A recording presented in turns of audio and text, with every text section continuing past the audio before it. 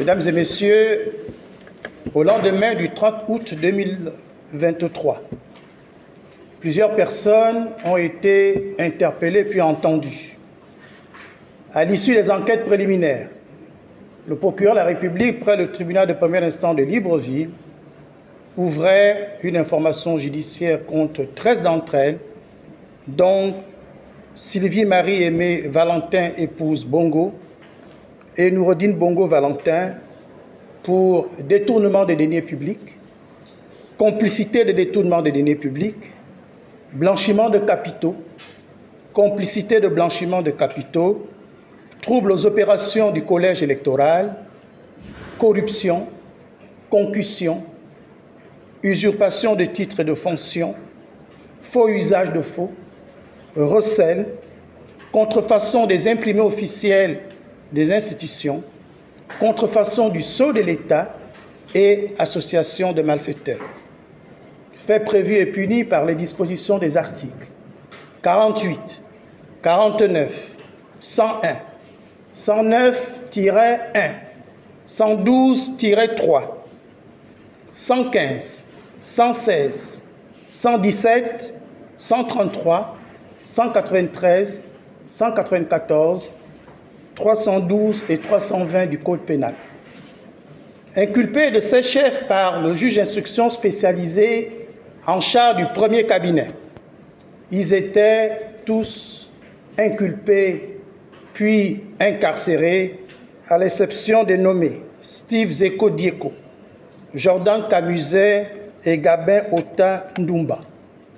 En cours d'information, le 1er février 2024, Maître Yenou et Chancel Gissiga, avocats au barreau du Gabon, introduisaient une demande de mise en liberté provisoire pour le compte de Jessie Ekoga, et à l'appui de celle-ci, ils produisaient un certificat médical établi par l'hôpital d'instruction des armées Omar Bongo Ondimba. Le 6 février 2004, le juge d'instruction accédait à cette demande pour des raisons médicales. Le 10 avril 2025, le juge d'instruction clôturait son information judiciaire par une ordonnance de non-lieu partiel, de requalification et de transmission des pièces au parquet général.